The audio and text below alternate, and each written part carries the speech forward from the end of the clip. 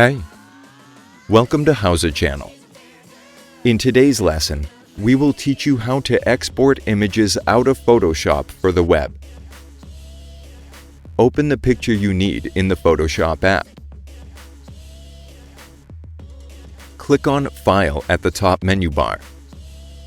Select Export and Export As from the list.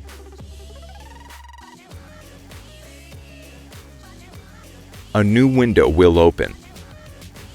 Set Format to JPG and Quality to 100%.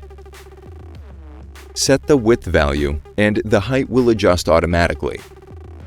You can also see the size of the picture has changed. Click on Export All once you're done. Set the path and save the picture. That's it. Thanks for watching the video. Please like it and let us know if you use any of our tips and tricks. Subscribe to our channel. We upload new tutorials every day. See ya!